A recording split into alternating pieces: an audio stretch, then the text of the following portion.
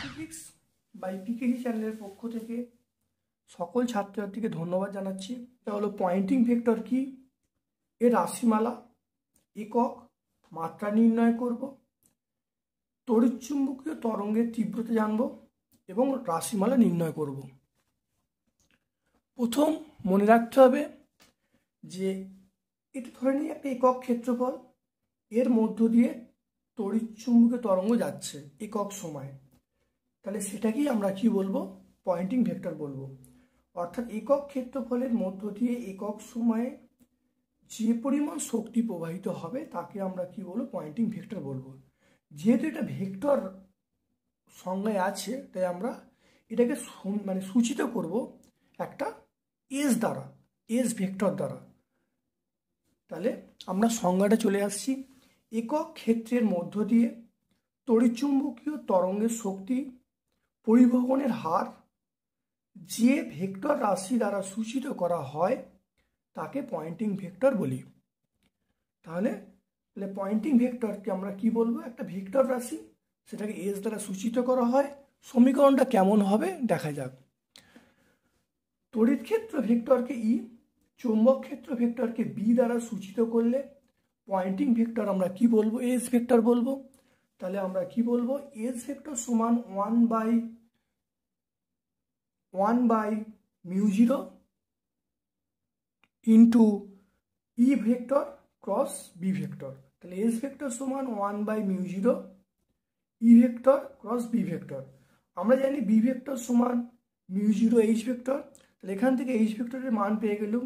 তাহলে B vector by μ0, এই মানটা যদি সমীকরণে বসিয়ে দিই তাহলে আমরা পেয়ে যাব এস ভেক্টর সমান ই ভেক্টর ক্রস এইচ ভেক্টর। তাহলে এটাই হলো পয়েন্টিং ভেক্টরের যে সমীকরণ, সেটা আমরা শিখলাম। তাহলে পয়েন্টিং ভেক্টরের সমীকরণটা আমরা জানতে পারলাম। এরপরে আমরা চলে আসব একক কি হবে। মনে রাখতে হবে, যদি একক জানতে চাই, বা একক হলো শক্তি প্রতি একক ক্ষেত্রফলে প্রতি একক সময়ে, তাহলে joule second to the power -1 metre to the power -2। তাহলে joule second to the power -1 মানে আমরা লিখতে পারি watt metre to the power -2। CGS পদ্ধতিতে তাহলে কি হবে, erg second to the power -1 centimetre to the -2। এবার মাত্রা আমরা যদি জানতে চাই, মাত্রা জানতে গেলে তাহলে আমরা জানি শক্তি বাই ক্ষেত্রফল ইন্টু সময়। তাহলে শক্তির মাত্রা আমরা লিখতে পারি M L to the power 2 T to the power -2। ক্ষেত্রফল কি হবে, ক্ষেত্রফল এল স্কোয়ার, আর সময় আমরা টি বলবো। তাহলে বসিয়ে দেখা গেল মাত্রা পেয়ে গেলাম M T to the power -3। এরপরে আমরা চলে আসব তড়িৎচুম্বকীয় তরঙ্গের তীব্রতা কনসেপ্টটা কি। মনে রাখতে হবে, এটাও পুরো একইভাবে আমরা বলবো। একক ক্ষেত্রফলে একক সময়ে যে শক্তি যাবে তাকে আমরা পয়েন্টিং ভেক্টর বলেছি, কিন্তু এখানে শক্তিটা কি হবে, ক্ষেত্রফলের সঙ্গে লম্বভাবে থাকবে। তাহলে সেই জন্য থিটার মানটা আমরা কি লিখবো, π/2 লিখবো। অর্থাৎ দেখা যাক সংজ্ঞাটা দেওয়া যাক। কোনো তরঙ্গের তীব্রতা বলতে বোঝায় তরঙ্গের প্রবাহের দিকের সঙ্গে লম্বভাবে থাকা একক ক্ষেত্রের মধ্য দিয়ে একক সময়ে যে শক্তি পরিবাহিত হয়। তাহলে এটাও একটা শক্তি একক সময় একক ক্ষেত্রফলের মধ্য দিয়ে, কিন্তু এটা কি হবে, লম্বভাবে থাকবে, ক্ষেত্রফলটা শক্তি প্রবাহের সঙ্গে লম্বভাবে থাকবে। তাহলে আমরা জানি যে তীব্রতা ইন্টেন্সিটি, এটাকে আই দ্বারা সূচিত করব। আই সমান আমরা কি বলবো, এস ভেক্টর তার মড লিখবো। তাহলে এস ভেক্টরের মানটা আমি বসিয়ে দিয়েছি। তাহলে এটাকে ভাঙলে আমরা পাবো 1/μ0 ইবি সাইন থিটা। এখানে সঙ্গে আমরা শিখেছি যে থিটার মানটা π/2 হবে। তাহলে মানটা বসিয়ে দিয়ে এখানে মনে রাখতে হবে ই এর মানটা কি হবে, ই এর মানটা আমরা লিখবো যে E0/√2, বি এর মানটা আমরা লিখবো B0/√2। তাহলে মানটা বসিয়ে দিলে তাহলে ইন্টেন্সিটি সমীকরণটা কি এসে যাবে, 1/2 μ0 E0 B0। তাহলে এটা হলো ইন্টেন্সিটি বা তীব্রতা সমীকরণ। এর অত্যন্ত ইম্পর্টেন্ট পোর্শন স্থানচ্যুতি প্রবাহ। এবং কোথায় স্থানচ্যুতি প্রবাহ ব্যবহার করা হয় এবং স্থানচ্যুতি প্রবাহের সমীকরণটা কি হবে সেই সম্পর্কে আমরা সম্যক ধারণা অর্জন করব। প্রথমেই চলে আসছি স্থানচ্যুতি প্রবাহ কাকে বলে। মনে রাখতে হবে ধারককে আহিতকরণের সময় ধারকের পাত দুটির মধ্যবর্তী অঞ্চলে পরিবর্তনশীল তড়িৎ ক্ষেত্রের জন্য পরিবর্তনশীল চৌম্বক ক্ষেত্র আবিষ্ট হয়। এর ফলে ধারকের মধ্যবর্তী স্থানে যে তড়িৎ প্রবাহ সৃষ্টি হয় তাকে আমরা কি বলবো, স্থানচ্যুতি প্রবাহ বলবো বা ডিসপ্লেসমেন্ট কারেন্ট বলবো। আমরা অ্যাম্পিয়ারের যে বদ্ধপথের সূত্র শিখেছি সেখানে আমরা জানি close integral B dot DL equal to mu zero, এটা ব্র্যাকেটের মধ্যে আইসি প্লাস আইডি। আইসি মানে পরিবাহী প্রবাহ বা কন্ডাকশন কারেন্ট, আইডি মানে স্থানচ্যুতি প্রবাহ বা ডিসপ্লেসমেন্ট কারেন্ট, এটা আমরা জানি। এবারে আইডি মানে আমরা লিখতে পারবো সেটা হলো epsilon zero D phi DT. এই যে ডি ফাই, ফাই মানে আমরা ই এ বলতে পারি, তাহলে মানটা বসিয়ে তাহলে দেখা যাচ্ছে, তাহলে আমি ফাইয়ের জায়গায় আমরা কি বলতে পারি, ই এ বলতে পারি। তাহলে এখানে বসালে তাহলে আইডি সমান কি পেয়ে গেলাম, epsilon zero A D DT, আমরা মানটা পেয়ে গেলাম। তাহলে এটা হলো স্থানচ্যুতি প্রবাহের সমীকরণ। এরপরে আমরা আসছি সেটা হলো ধারকের আহিতকরণ প্রবাহ বলা আছে, স্থানচ্যুতি প্রবাহ কত হবে। মনে রাখতে হবে যে আহিতকরণ প্রবাহ যা হবে স্থানচ্যুতি প্রবাহ তাই হবে। তাহলে আহিতকরণ প্রবাহ 0.25 অ্যাম্পিয়ার বলা আছে, তাহলে স্থানচ্যুতি প্রবাহ কত হবে 0.25 অ্যাম্পিয়ার।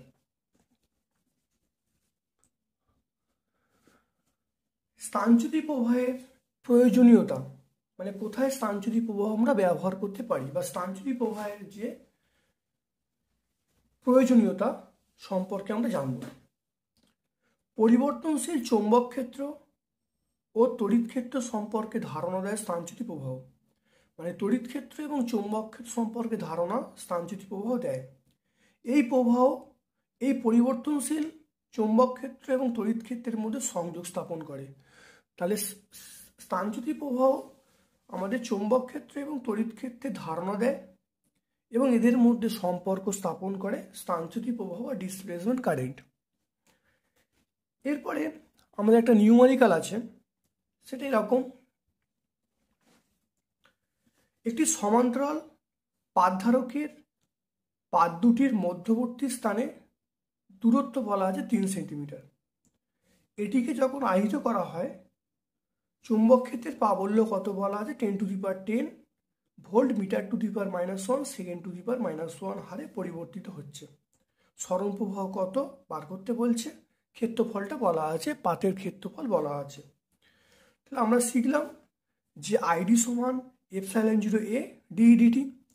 এখানে আমাদের এর মানটা দেয়া আছে, এর মানটা 0.02 মিটার স্কোয়ার। এখানে দেখা যাচ্ছে ডিডিটি মানটা দেয়া আছে।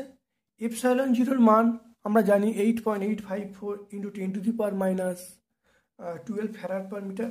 সমগ্র মানগুলি সমীকরণে বসিয়ে দেওয়া হলো। তাহলে বসিয়ে দিয়ে আমার এখানে আইডির মানটা পেয়ে গেলাম 0.002, অর্থাৎ এটাই মানে হলো 2 মিলি অ্যাম্পিয়ার। আজকে আমরা সরণ প্রবাহ বা স্থানচ্যুতি প্রবাহ সম্পর্কে ধারণা অর্জন করলাম, জ্ঞান অর্জন করলাম এবং এটা কোথায় ব্যবহার করা হয় সেটা শিখলাম। এবং এই সম্পর্কে একটা ইম্পর্টেন্ট অঙ্ক সলভ করে দেখানো হয়েছে, কি ব্যবহারিক প্রয়োগ লেখো। তাহলে উত্তরটাও করা আছে। কোনো আবদ্ধ অঞ্চলকে যে ব্যবস্থার সাহায্যে বাইরের আধান বিস্তারের হাত থেকে রক্ষা করা হয় তাকে তড়িৎ আচ্ছাদন বলা হয় বা তড়িৎ পর্দা বলা হয়।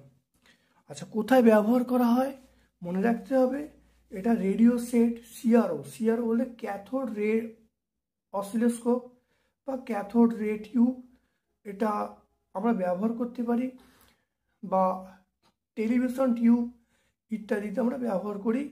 কোনটা ব্যবহার করি আমরা, এই তড়িৎ আচ্ছাদনটা ব্যবহার করতে পারি।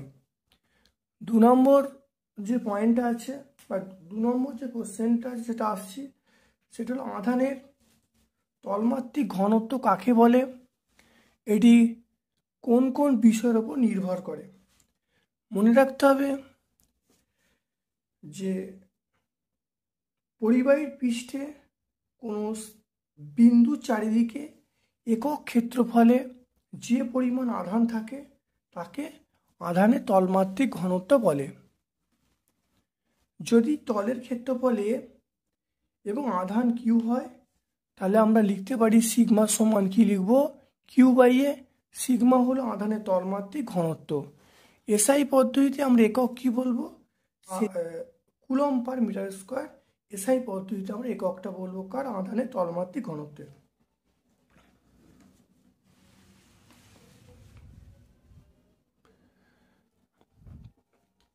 এর পরের প্রশ্নটা আমরা চলে আসছি। পরের যে জিনিসটায় আধানের তলমাত্রিক ঘনত্ব নির্ভর করে, 1 নম্বর হলো পরিবাহীর আকৃতি, নাম্বার 2 হলো পরিবাহীর কাছে দ্বিতীয় বা পরিবাহী বা অপরিবাহী পদার্থের উপস্থিতি। খুব ইম্পর্টেন্ট কথা মনে রাখতে হবে, বক্রতা বেশি হলে আধানের তলমাত্রিক ঘনত্ব বেশি হবে, অর্থাৎ কর্নারে কিন্তু তলমাত্রিক ঘনত্ব বেশি হবে। যদি শঙ্কুর কথা বিচার করা হয় তাহলে শঙ্কুর যে শীর্ষবিন্দু সেখানে কিন্তু তলমাত্রিক ঘনত্ব বেশি হবে। এই কনসেপ্টটা কিন্তু বিভিন্ন পরীক্ষার জন্য খুব ইম্পর্টেন্ট। তোমাদের এমসিকিউ পড়তে পারে বা শর্ট প্রশ্ন পড়তে পারে, কথাটা কিন্তু খুব ভালো করে মনে রাখবে। 3 নম্বর কোশ্চেনে আমরা চলে আসছি। সেটা হলো একটি কাঁচের টুকরোকে পশম দিয়ে, একটি কাঁচের টুকরোকে আমরা পশম দিয়ে ঘষলে ধনাত্মক আধান পাওয়া যায়। কতগুলি ইলেকট্রন পশম থেকে কাঁচে এলো। ইলেকট্রনের সংখ্যা বার করতে গেলে আমরা জানি কিউ সমান এনই, এই সূত্র প্রকাশ করব। তাহলে এন এর মান কিউ বাই ই, এখানে কিউ বাই ই করা হয়েছে, করার দিয়ে ইলেকট্রনের সংখ্যা আমরা পেয়ে গেছি। 4 নম্বর প্রশ্নটা বলা আছে তড়িৎ বলরেখা কাকে বলে, এর ধর্ম লিখতে বলছে। একটি তড়িৎ ক্ষেত্রের কোনো বিন্দুতে একটি মুক্ত ধনাত্মক আধান যে কাল্পনিক পথে গমন করে তাকে বলা হয় তড়িৎ বলরেখা। অর্থাৎ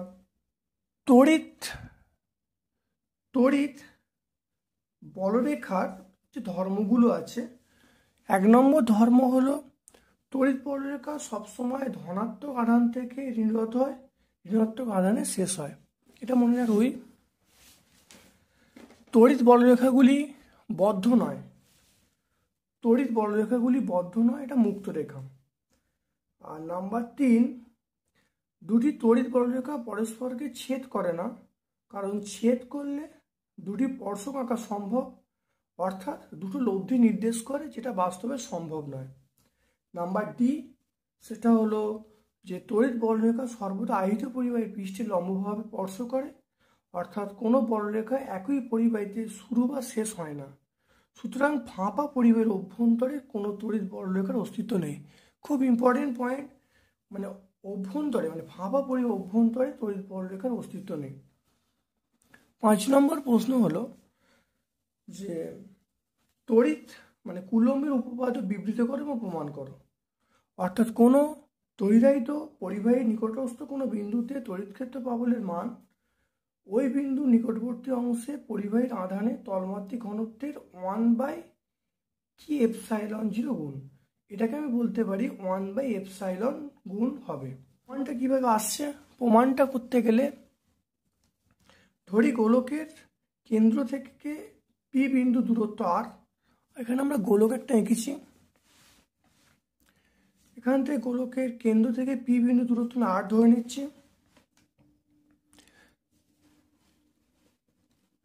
তাহলে গোলকটি প্লাস কিউ আধানে আহিত আছে। পি বিন্দুতে তড়িৎ প্রাবল্য ই সমান আমরা লিখব Q/4πε r², আমরা লিখব। এরপরে আমরা যে জায়গাটায় আসবো সেটা হলো গোলকের আধানের তলমাত্রিক ঘনত্ব সিগমা। তাহলে সিগমা সমান আমরা লিখব Q/4πr²। এটা সিগমার মান পেয়ে গেলাম। তাহলে কিউ এর মান হলো সিগমা ইন্টু 4πr²। আমরা জানি ই সমান যে মানটা আছে কিউ এর জায়গায় মানটা বসিয়ে দেওয়া হলো। তাহলে বসিয়ে দিয়ে আমরা পেয়ে গেলাম সিগমা/ε আমরা জানি কে সমান সিগমা বাই এপসাইলন জিরো, কোনাকুনি গুণ করে দিলে তাহলে আমরা পেয়ে যাব এপসাইলনের জায়গায় লিখবো sigma by K epsilon zero. এটি কুলম্বের উপপাদ্য। 6 নম্বর যে আছে, 6 নম্বরটা হলো, সেটা হলো তড়িৎ ফ্লাক্স কাকে বলে, এটি কী রাশি, এর এসআই একক বলতে বলছে। মনে রাখতে হবে তড়িৎ ক্ষেত্রের মধ্যে কোনো তলের মধ্য দিয়ে লম্বভাবে অতিক্রান্ত বলরেখার সংখ্যা হলো তড়িৎ ফ্লাক্স। অর্থাৎ ফাই সমান আমরা লিখবো ই ডট এস, অর্থাৎ ই এস কস থিটা। এটা মনে রাখতে হবে, এটা হলো কী রাশি, স্কেলার রাশি। একক হলো newton metre square per coulomb বা ভোল্ট পার মিটার লিখতে পারি।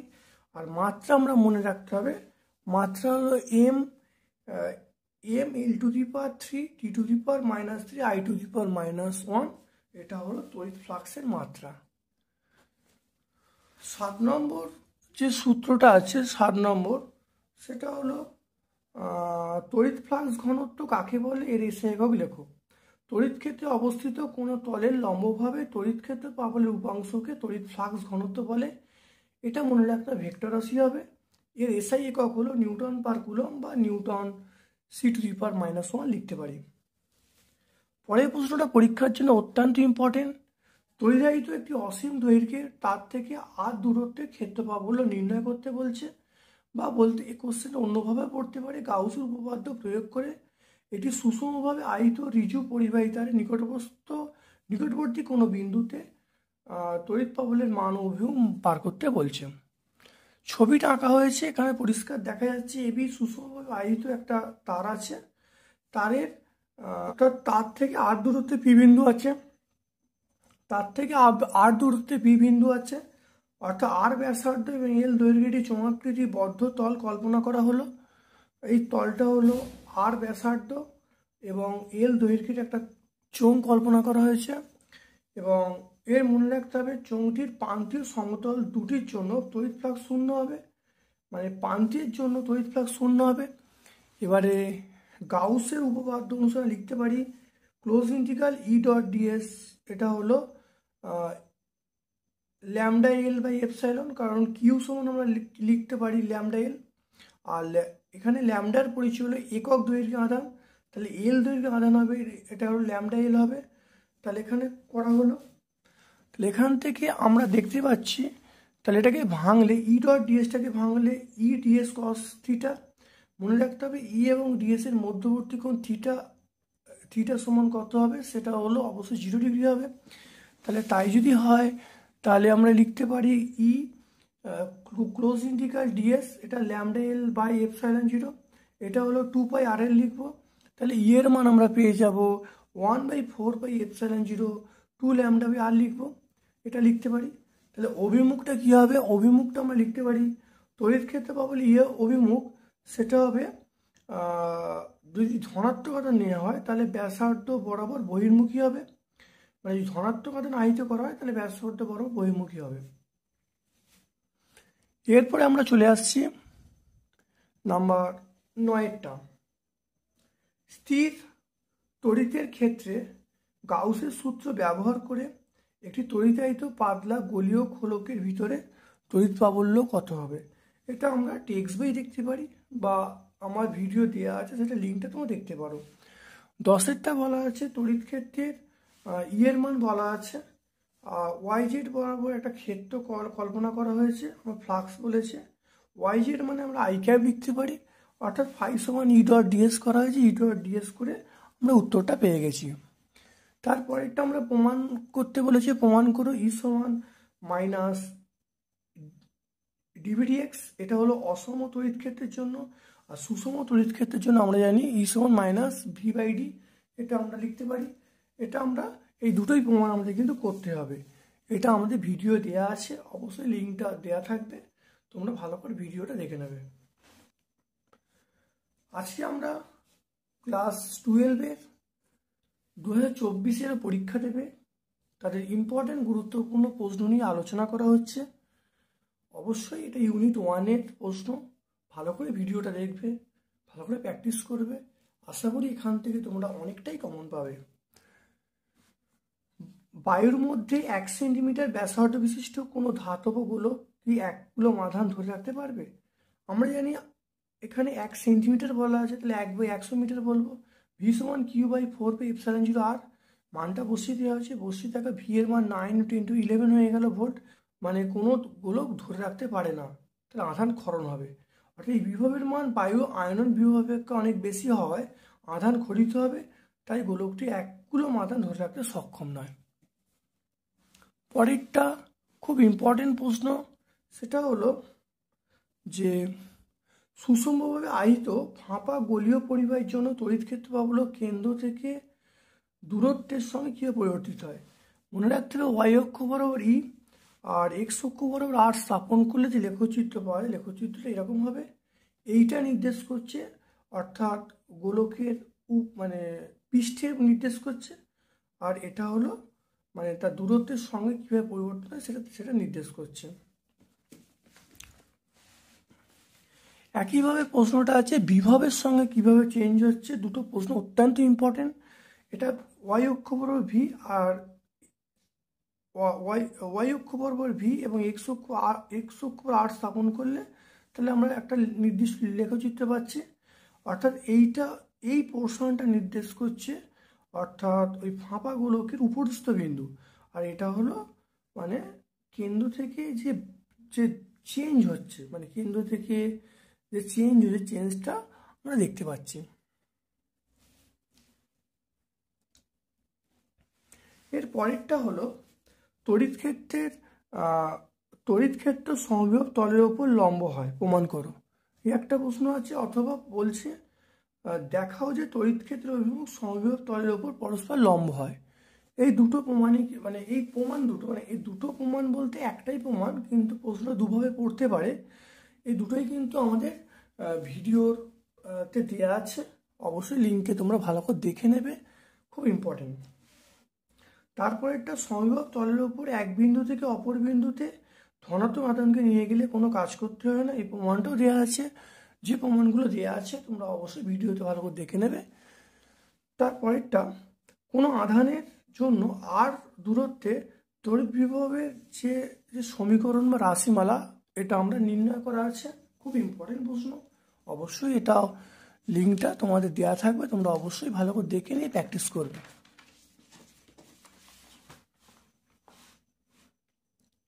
তারপরে আমরা আসছি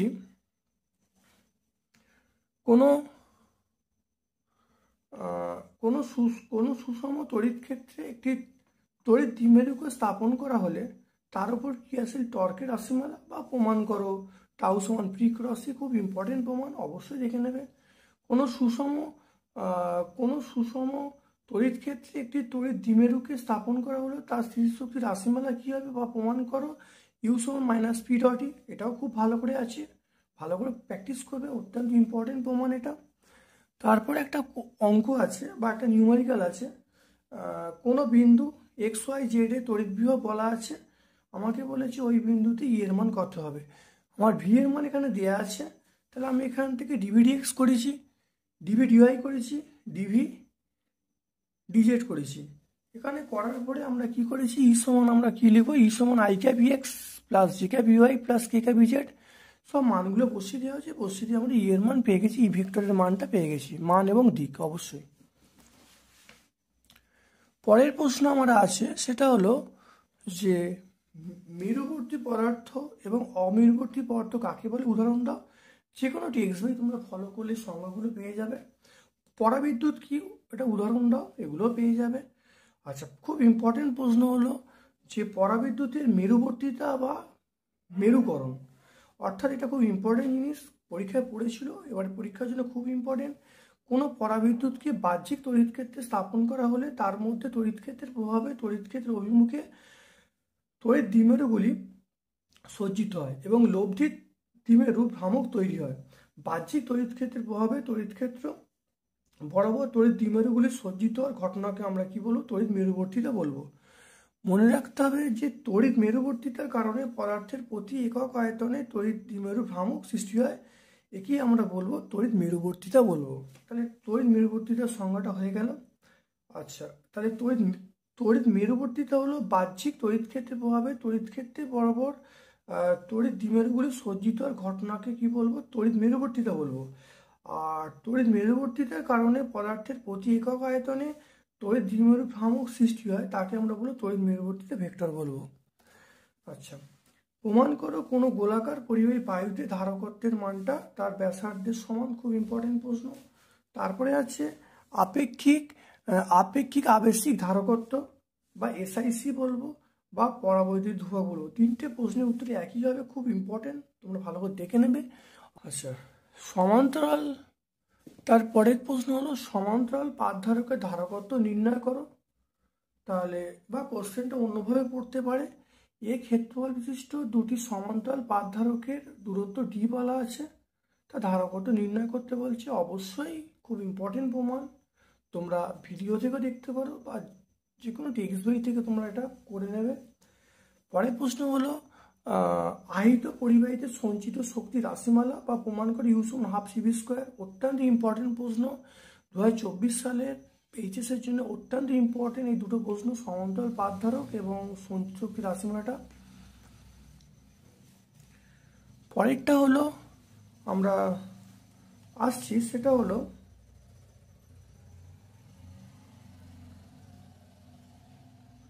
সমান্তরাল পাঠধারকের সঞ্চিত শক্তি রাশিমালা নির্ণয় করো। তাহলে এটা বলা আছে, আমরা জানি C সমান কি ε0 A/D। এবারে আমরা যখন সমান্তরাল পাঠধারক বলবো তখন আমরা সেখানে হলো যে U=12 CV² বলবো। তাহলে এখানে C এর মান বসিয়ে দেবো, বসিয়ে দিয়ে আমরা এখানে U এর মানটা পেয়ে যাচ্ছি, অর্থাৎ সমান্তরাল পাঠধারকের যে শক্তি রাশিমালা এটা পেয়ে গেলাম। তারপরের প্রশ্ন হলো যে ধারকের ধারকত্ব কোন কোন বিষয়ের উপর নির্ভর করে, যে কোনো টেক্সট বই দেখলেই পেয়ে যাবে তোমরা। তারপরে হলো নাম্বার 29 কোশ্চেনটা হলো পরাবৈদ্যুতিক মেরুকরণ কাকে বলে। এটা এইমাত্র হলো, তোমরা দেখে নেবে টেক্সট বই, অত্যন্ত কি ইম্পর্টেন্ট প্রমাণ। তারপরে আমরা চলে আসছি 30-এরটা চলে আসছি, সেটা হলো এই অঙ্কটা আছে, এটা একটা ইয়ারে পড়েছিল। এখানে বলা আছে আধান বার করতে বলছে এবং শক্তি বার করতে বলছে। তাহলে এখানে কারেন্ট আই যাচ্ছে, তাহলে আমরা লিখতে পারি এই যে আই কারেন্টটা, অর্থাৎ বর্তনীর এই যে বর্তনীর এই যে রোধক দুটির মধ্য দিয়ে প্রবাহমাত্রা বার করতে গেলে আমরা জানি এই 3 ভোল্ট বাই এই দুটো যোগ করব, তাই করা হয়েছে, কারেন্টের মান পেয়ে গেছি। এবারে এই 5 ওহম রোধের করতে ভীষণ আইআর করব, মান বসিয়ে উত্তর পেয়ে গেছি। তাহলে ধারকের যে তড়িৎ বিভব সেটা 1 ভোল্ট পেয়ে গেলাম। আধান বার করতে গেলে Q=CV আমরা জানি, তাহলে সি এর মান এখানে দেয়া আছে, মানটা বসিয়ে দিয়েছি, ভি এর মান বার করেছি, তা 10 × 10⁻⁶ কুলম, অর্থাৎ 10 মাইক্রোকুলম বলতে পারি। আচ্ছা, ধারকটিতে সঞ্চিত শক্তি আমরা জানি 12 CV², তাহলে সি এর মান বসানো হয়েছে, ভি এর মান বসিয়ে দিয়েছি, তাহলে আমরা উত্তর পেয়ে গেছি 5 মাইক্রোজুল পেয়ে গেলাম। আমরা আরেকটা অঙ্ক পাচ্ছি, শ্রেণীতে যুক্ত দুটি ধারকের ধারকত্ব 20 মাইক্রোভোল্ট এবার 20 মাইক্রোফ্যারাড। শ্রেণীতে যুক্ত দুটি ধারকের ধারকত্ব 20 মাইক্রোফ্যারাড ও 60 মাইক্রোফ্যারাড। যদি সমবায়ের প্রান্তীয় বিভব পার্থক্য 40 ভোল্ট হয়, তাহলে প্রতিটি প্রান্তীয় বিভব পার্থক্য কত বার করতে বলেছে। তাহলে C1 C2 দেওয়া আছে, মোট বিভব আমরা পেয়ে যাবো, মোট বিভব এখানে কত 40 দেওয়া আছে, তাহলে আমরা এখানে V1 পেয়ে যাবো। তাহলে V1 সমান আমরা লিখতে পারি C2/C1 + C2 × V, মানগুলো বসিয়ে দেওয়া হয়েছে, বসিয়ে দিয়ে আমরা V1 পেয়ে গেলাম। এবারে V2 বার করার নিয়ম হলো কি, তাহলে V2 বার করতে গেলে আমরা বলবো C1 + C2 × V, মানগুলো বসিয়ে দেওয়া হয়েছে, বসিয়ে দিয়ে V2 এর মান পেয়ে গেলাম। তাহলে এখানে V1 পেয়ে গেলাম, V2 পেয়ে গেলাম, তাহলে এখানে দেখা যাচ্ছে V1 V2 মানটা আমরা অনায়াসে বার করতে পেরে গেলাম। তাহলে মনে রাখতে হবে যে V1 সমান যখন বার করব C2/C1 + C2 × V, আর যখন V2 বার করব C1 + C1/C1 + C2 × V, মান বসিয়ে দিলে উত্তর পেয়ে যাব আমরা। এর পরেরটা আছে যে সমান্তরাল পাঠধারকের তড়িৎ ক্ষেত্রের শক্তি ঘনত্ব কত হবে সেটা বার করতে বলছে। তাহলে আমরা জানি যে সমান্তরাল পাঠধারকের ক্ষেত্রে C = ε0 K × A/D, তাহলে C = ε0 K A/D। আমরা শক্তি U=12 CV² বলতে পারি। সি এর মান বসিয়ে দিলাম, বসিয়ে দেওয়ার পরে দেখা যাচ্ছে এখানে ভি এর মানটা আমরা লিখবো কি, ভি এর মান আমরা লিখবো ই ইন্টু ডি লিখবো, এই সূত্রের সাহায্যে লিখবো। তাহলে মান বসিয়ে দেওয়া হলো, মান বসিয়ে দিয়ে দেখা যাচ্ছে আমরা পাচ্ছি হাফ এপসাইলন জিরো কে ই স্কোয়ার এ ইন্টু ডি। এই এ ইন্টু ডি আয়তন প্রকাশ করতে এটা দিয়ে ভাগ করে দেওয়া হলো, তাহলে হাফ এপসাইলন জিরো কে ই স্কোয়ার আমরা বলবো। তাহলে আমরা এইটা হলো একক আয়তনের শক্তি, তাহলে একক আয়তনের শক্তি আমরা পেয়ে গেলাম হাফ কে এপসাইলন জিরো ই স্কোয়ার। তাহলে শক্তি ঘনত্ব কি হলো, শক্তি ঘনত্ব বার করতে গেলে আমরা এটাকে আমরা কি বলবো, আমরা শিখেছি কে সমান এপসাইলন বাই, আমরা জানি কে সমান এপসাইলন বাই এপসাইলন জিরো। তাহলে কোনাকুনি গুণ করলে এপসাইলন সমান আমি পেয়ে গেলাম কি এপসাইলন জিরো। তাহলে মানটা বসিয়ে দিয়ে শক্তি ঘনত্ব পেয়ে গেলাম হাফ এপসাইলন জিরো স্কোয়ার। গোলীয় দর্পণের ইউভি এফ এর সম্পর্কটি ধরে নিয়ে নিউটনের এক্স ওয়াই সমান এফ স্কোয়ার সমীকরণটি প্রতিষ্ঠা করতে বলছে। অথবা অবতল দর্পণের ফোকাস বিন্দু থেকে বস্তু এবং প্রতিবিম্ব দূরত্ব যদি এক্স এবং ওয়াই হয়, তাহলে এক্স ওয়াই ও এফ এর মধ্যে সম্পর্কটা প্রতিষ্ঠা করতে বলছে। দেখা যাক তাহলে উত্তরটা কিভাবে করা যায়। গোলীয় দর্পণের ক্ষেত্রে আমরা জানি 1/v plus 1/u equal to 1/f, এটাকে লসাও করা হচ্ছে। তাহলে এবারে আমরা এইরকম ফরম্যাট করা হলো, ঠিক এইরকমভাবে লেখা হলো। এরপরে আমরা কি করলাম যে UV minus UF minus VF করা হলো, উভয় দিকে এফ স্কোয়ার যোগ করা হলো। এখান থেকে ইউ কমন নেওয়া হলো, এখান থেকে মাইনাস এফ কমন নেওয়া হলো। তাহলে দেখা যাচ্ছে ভি মাইনাস এফ, এখানে ইউ মাইনাস এফ সমান এফ স্কোয়ার হয়ে গেল। তাহলে ইউ মাইনাস এফ এটা হলো ভি মাইনাস এফ হবে সমান এফ স্কোয়ার। এটাকে আমরা এক্স ধরবো, এটাকে ওয়াই ধরবো, তাহলে এক্স ওয়াই সমান এফ স্কোয়ার। তাহলে এক্স ওয়াই সমান কি চলে এলো এফ স্কোয়ার। তাহলে এটা হলো গোলীয় দর্পণের ক্ষেত্রে নিউটনের সমীকরণ। ঠিক একইভাবে কিন্তু লেন্সের ক্ষেত্রে নিউটনের সমীকরণ একইভাবে কিন্তু প্রমাণ হবে।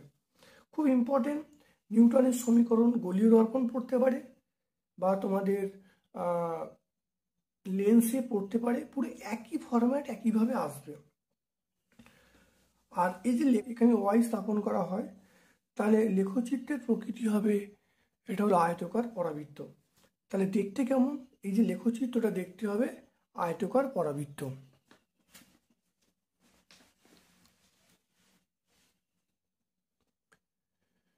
এরপরে পরের প্রশ্ন, সংকট কোণ ও লঘুতর মাধ্যমের সাপেক্ষে ঘনতর মাধ্যমের প্রতিসরাঙ্কের সম্পর্ক প্রতিষ্ঠা করতে বলছে। তাই লঘুতর মাধ্যমকে 1 ধরা হয়েছে, ঘনতর মাধ্যমকে 2 ধরা হয়েছে। লঘুতর মাধ্যমের প্রতিসরাঙ্ক μ1, ঘনতর মাধ্যমের প্রতিসরাঙ্ক μ2। তাই লিখতে পারি 2μ2 সমান μ1/μ2 সমান sin i by sin r। অর্থাৎ এখানে এই যে আপাতন কোণ এটা i আর প্রতিসরণ কোণ r, তাহলে এই আপাতন কোণটা থিটা সি বা সংকট কোণ বলা হচ্ছে। আর মানে প্রতিসরণ কোণ, এটা 90 ডিগ্রি হবে। মানগুলো বসানো হয়েছে, তাহলে বসিয়ে দেখা যাচ্ছে যে μ1/μ2 সমান সাইন থিটা সি। তাহলে এবারে এই মাধ্যমটা আমরা লঘু মাধ্যম মানে μ1 সমান 1, এই মাধ্যমটা ঘন মাধ্যম, তাহলে μ2 সমান μ ধরেছি। তাহলে 1/μ সমান সাইন থিটা সি, তাহলে থিটা সির মানটা পেয়ে গেলাম সাইন ইনভার্স 1/μ। অর্থাৎ অত্যন্ত ইম্পর্টেন্ট প্রশ্ন, 2024 সালের অত্যন্ত ইম্পর্টেন্ট প্রশ্ন হলো সংকট কোণ এবং প্রতিসরাঙ্কের মধ্যে সম্পর্ক। পরে একটা ছোট্ট একটা নিউমেরিক্যাল আছে, সেটা হলো যে বায়ু সাপেক্ষে কোনো মাধ্যমের সংকট কোণ যদি 60 ডিগ্রি হয়, তাহলে ওই মাধ্যমের প্রতিসরাঙ্ক কত হবে। তাহলে 1/μ সমান সাইন থিটা সি। তাহলে এখান থেকে আমরা পেয়ে যাব 1/μ সমান সাইন থিটা সি। এখানে সংকট কোণ বলা আছে 60 ডিগ্রি, সংকট কোণ 60 ডিগ্রি বসিয়ে দেওয়া হয়েছে। তাহলে মিউর মান পেয়ে গেলাম 2/√3। তাহলে মানটা হবে এটা হবে 1.153। তাহলে ওই মাধ্যমের যে প্রতিসরাঙ্কের মানটা পেয়ে গেলাম 1.153। পরের প্রশ্ন 2024 সালের প্রশ্ন এটা, একটি একটি দীপ্ত বস্তুকে মিউ প্রতিসরাঙ্কের মাধ্যমে এইচ গভীরতায় রাখা আছে। প্রমাণ করতে হবে যে শঙ্কু বৃত্তাকার ভূমি দিয়ে আলো নির্গত হবে, সেটির ব্যাসার্ধ হবে আর equal to H by root over mu square minus one. এই সমীকরণটা প্রমাণ করতে হবে। তাহলে এখানে বস্তু রাখা আছে, এখান থেকে আলো আসছে, এই যে উচ্চতাটা এইচ বলা আছে, এর যে ব্যাসার্ধটা আর বলা আছে। তাহলে আমরা এই যে বি ও পি, এখান থেকে আমরা লিখতে পারবো এইটা ওবি বাই ওপি। তাহলে এটা ট্যান থিটা সি। এই কোণটা কত করি, কোণটা হলো থিটা সি, এই কোণটা হলো থিটা সি, এই কোণটা থিটা সি। তাহলে আর বাই এইচ সমান ট্যান থিটা সি। তাহলে এখান থেকে আমরা লিখতে পারবো আর সমান এইচ ট্যান থিটা সি। তাহলে এখান থেকে আমরা যেটা করতে পারবো সেটা হলো, তাহলে জলের প্রতিসরাঙ্ক যদি মিউ হয়, তাহলে মিউ সমান আমরা কি লিখবো, সাইন থিটা সি। তাহলে এইখানে আমি ছবি দিয়ে দিই।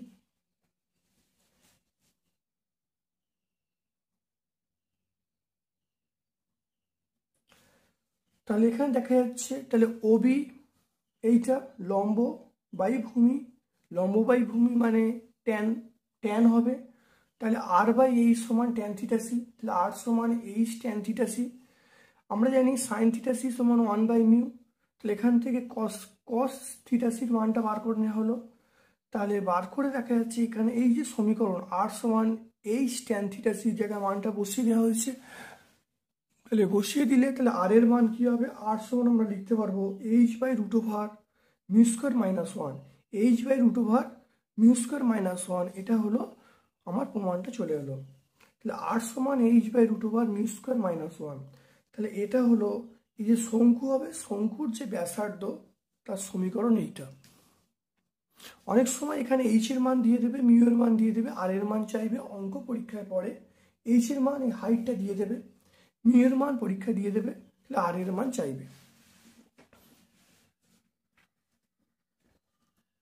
5 নম্বরটা, এ ফোকাস দৈর্ঘ্য বিশিষ্ট একটি উত্তল লেন্স কোনো বস্তুর এন গুণ বিবর্ধিত সদ্বিম্ব গঠন করে। প্রমাণ করতে হবে যে এই যে লক্ষ্য বস্তুর দূরত্ব এই সমীকরণটা মেনটেন করবে। আমরা জানি লেন্সের সাধারণ সমীকরণ হলো 1/v minus 1/u equal to 1/f। যখন উত্তল লেন্স যেহেতু সদ্বিম্ব গঠন করে, তাহলে আমরা লিখবো 1/v plus 1/u equal to 1/f।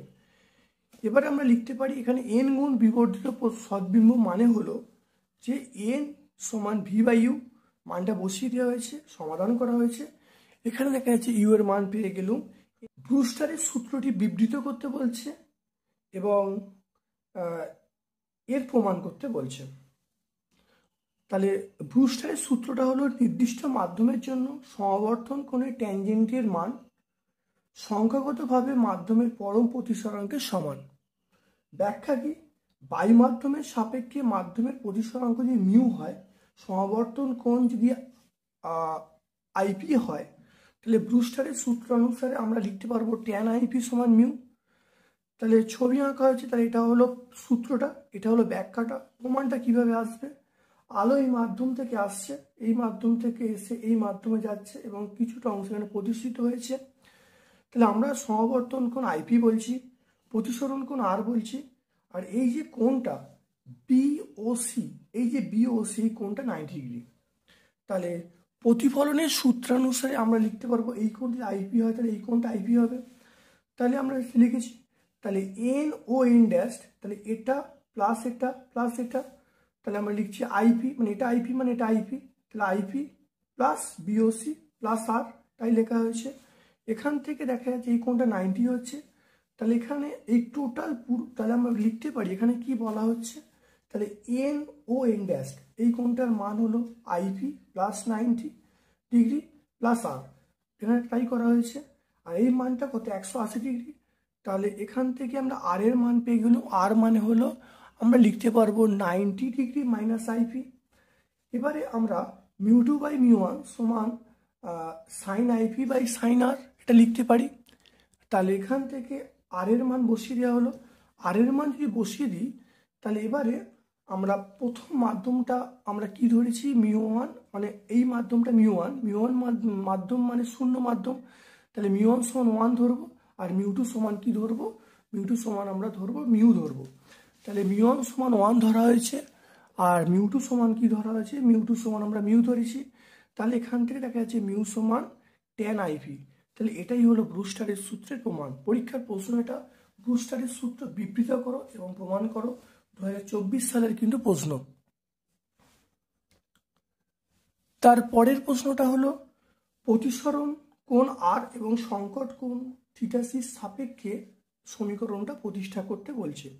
আমরা জানি মিউ সমান সাইন আইপি বাই সাইন আর।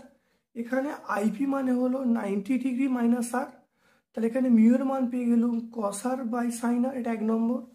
আবার আমরা জানলাম 1 বাই মিউ সমান সাইন থিটাসি, মিউ সমান 1 বাই সাইন থিটাসি 2 নম্বর সমীকরণ। 1 ও 2 যদি তুলনা করি, তাহলে তুলনা করলে দেখা যাচ্ছে আমরা এখানে পেয়ে যাব যে সাইন থিটাসি সমান, তাহলে তুলনা করে নিই, তুলনা করে সাইন থিটাসি সমান কি পেয়ে যাব, সাইন আর বাই কস আর পেয়ে যাব, তাহলে ট্যান আর পেয়ে যাব।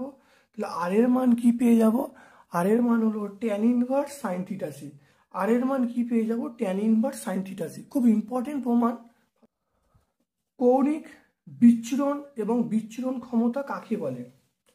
প্রতিসরণের ফলে দুটি ভিন্ন বর্ণের আলোকরশ্মির যে চ্যুতি ঘটে তাদের অন্তর্ফলকে আমরা কি বলবো, কৌণিক বিচ্ছুরণ বলবো। বেগুনি এবং লাল বর্ণের কৌণিক বিচ্ছুরণ যদি ডেল ভি মাইনাস ডেল আর হয়, তাহলে আমরা লিখতে পারবো ডেল ভি মাইনাস ডেল আর এ ব্র্যাকেটের মধ্যে মিউ ভি মাইনাস মিউ আর। বিচ্ছুরণ ক্ষমতা কাকে বলে? বিচ্ছুরণ ক্ষমতা বলতে বেগুনি এবং লাল বর্ণের আলোক রশ্মির চ্যুতির অন্তর্ফল এবং হলুদ বর্ণের রশ্মির চ্যুতির অনুপাতকে আমরা বিচ্ছুরণ ক্ষমতা বলবো। অর্থাৎ এটা ওমেগা দ্বারা প্রকাশ করবো, তাহলে ওমেগা সমান del V minus del R by del. তাহলে এখান থেকে মানগুলো বসিয়ে দেওয়া হলো, তাহলে ওমেগা সমান D mu by mu minus 1। এই সমীকরণটা দেখা যাচ্ছে এর এককও নেই, মাত্রাও নেই, তাহলে বিচ্ছুরণ ক্ষমতা আমরা বলতে পারবো মাত্রাহীন এককহীন রাশি। আলোকরশ্মি সমাবর্তন কোণে আপতিত হলে প্রতিফলিত এবং প্রতিসৃত রশ্মি লম্বভাবে থাকে। তাহলে এই একটা মাধ্যম, এই মাধ্যম থেকে আলো এই মাধ্যমে আসছে, তাহলে ব্রুস্টারের সূত্র অনুসারে আমরা লিখতে পারবো যে মিউ সমান ট্যান আইপি। মিউ মানে মাধ্যমের প্রতিসরাঙ্ক, আইপি মানে সমাবর্তন কোণ। স্নেলের সূত্র অনুসারে আমরা লিখতে পারবো মিউ সমান সাইন আই বাই সাইন আর। তাহলে এটাকে 1 নম্বর, এটাকে 2 নম্বর দেওয়া হলো। 1 ও 2 তুলনা করা হলো, তুলনা করে দেখা যাচ্ছে এখানে আমরা সাইন আর সমান কস আইপি। তাহলে এখান থেকে আমরা দেখা যাচ্ছে লিখতে পারি আর সমান 90 ডিগ্রি মাইনাস আইপি। এখান থেকে আমরা লিখতে পারবো আর সমান 90 ডিগ্রি মাইনাস আইপি, তাহলে আর প্লাস আইপি সমান 90 ডিগ্রি। তাহলে আমরা এখান থেকে লিখতে পাচ্ছি যে প্রতিফলিত এবং প্রতিসৃত রশ্মি পরস্পরের সমকোণে থাকে, এটাই প্রমাণ করতে বলেছে। তাহলে আজকে আমরা আলোক বিজ্ঞান সম্পর্কে অত্যন্ত ইম্পর্টেন্ট প্রশ্নগুলো আলোচনা করলাম। ট্রানজিস্টরের আলফা ও বিটার মধ্যে সম্পর্ক নির্ণয় করতে হবে। প্রথম প্রশ্ন 2024-এর অত্যন্ত ইম্পর্টেন্ট প্রশ্ন, ক্লাস 12-এর ছাত্রছাত্রীদের বলছি, WBCHSE এর ইম্পর্টেন্ট প্রশ্ন এইটা। ট্রানজিস্টরের ক্ষেত্রে আমরা জানি আই সমান আইবি প্লাস আইসি। আই মানে এমিটার কারেন্ট, আইবি মানে বেস কারেন্ট, আইসি মানে কালেক্টর কারেন্ট। এখান থেকে যে ক্ষুদ্র পরিবর্তনের কথা বিচার করি, তাহলে আমরা এখানে লিখতে পারবো ডেল্টা দিয়ে দেবো। আমরা উভয় পক্ষে ডেল্টা আইসি দিয়ে ভাগ করে দিলাম, ভাগ করে দিলে মনে রাখতে হবে এই যে পোর্শনটা 1 বাই আলফা, অর্থাৎ আলফা সমান আমরা কি বলবো delta IC by delta I, অর্থাৎ বিটা সমান কি বলবো delta IC by delta IB. এই মানগুলো এখানে বসানো হলো, তাহলে 1 by alpha plus 1 by beta plus 1। এখান থেকে আমরা বিটার মান পেয়ে গেলাম কত, বিটার মান হয়ে গেল আলফা বাই 1 মাইনাস আলফা। এরপরে একটা অঙ্ক দিয়েছে, ট্রানজিস্টরের বিটার মান 100 হলে আলফার মান কত হবে। তা বিটা আমরা জানি আলফা বাই 1 - আলফা, বিটার মান 100 বলা আছে। তাহলে দেখা যাচ্ছে যদি সমাধান করা যায়, তাহলে সমাধান করলে আমরা পাচ্ছি 100/101, তাহলে আলফার মান পেয়ে গেল 0.99।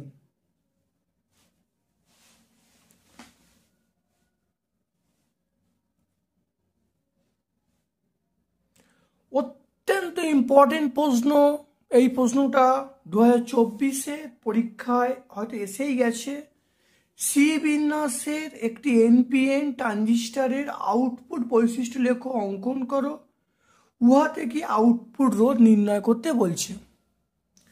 মনে রাখতে হবে এক্স অক্ষ বরাবর যদি ভিসি এবং ওয়াই অক্ষ বরাবর যদি আইসি স্থাপন করা হয়, তাহলে এইরকম একটা লেখচিত্র পাবো। এখানে দেখা যাচ্ছে আমরা 5টা কার্ভ টেনেছি নির্দিষ্ট বেস কারেন্টের জন্য বা ভূমি প্রবাহের জন্য।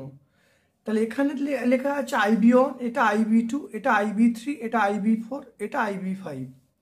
তাহলে এই মানটা IB1 এর মানটা সবচেয়ে কম, তাহলে আমরা বলতে পারি IB5 বেশি greater than IB4, IB4 greater than IB3, greater than IB2, greater than IB1।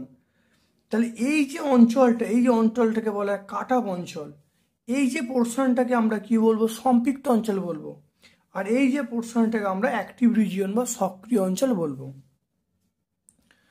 তাহলে এবারে যদি এখানে বলেছে যে উহা থেকে আউটপুট রোধ নির্ণয় করতে বলছে, তাহলে আউটপুট রোধ বার করার আমরা নিয়ম কি জানি, যে V/I, তাহলে ভি এর মান এইটা, তাহলে delta IC by delta I করলে যে মানটা পাওয়া যাবে সেটা হলো আউটপুট রোধ পাওয়া যাবে। এটা বার করার নিয়ম হলো এখানে একটা ত্রিভুজ করতে হবে। ত্রিভুজ করার পরে এখানে ডেল্টা, ওই যে ক্ষুদ্র যে মানটা ডেল্টা ভিসি, আর আয়ের মানটা হলো ডেল্টা আইসি, মানটা বসিয়ে এখানে রোধের মানটা পাওয়া যাবে। এরপরে আমাদের যেটা দেয়া আছে, সৌরকোষের আইভি লেখচিত্র অঙ্কন করতে বলছে, বর্তনী চিত্র অঙ্কন করতে বলছে। তাহলে এক্স অক্ষ বরাবর যদি ভি মানে ভোল্টেজ, ওয়াই অক্ষ বরাবর কারেন্ট স্থাপন করলে আমরা লেখচিত্র পাচ্ছি। এখানে I1 I2, এই I1 I2 কিন্তু তীব্রতা বোঝাচ্ছে, আর এইটা কিন্তু কারেন্ট বোঝাচ্ছে। এখানে I মানে কারেন্ট, আর এখানে I1 I2 তীব্রতা বোঝাচ্ছে। তাহলে এখানে যে বর্তনী চিহ্নটা আমরা এরকমভাবে বলতে পারবো, অর্থাৎ সৌরকোষের বর্তনী চিহ্ন আমরা এরকমভাবে বলতে পারবো। আজকের যে কটা প্রশ্ন আলোচনা হলো অত্যন্ত ইম্পর্টেন্ট প্রশ্ন, তোমরা পরীক্ষা 2024 সালে অবশ্যই কমন পাবে। এবং ভিডিওটা কেমন লাগলো অবশ্যই কমেন্ট সেকশনে কমেন্ট করবে। এর পরের ক্লাসে আমরা নেক্সট ভিডিও আপলোড করব। অবশ্যই তোমরা আমার চ্যানেলটা সাবস্ক্রাইব করবে, বন্ধুদের মধ্যে আমার চ্যানেল লিঙ্কটা শেয়ার করে দেবে। All my dear students.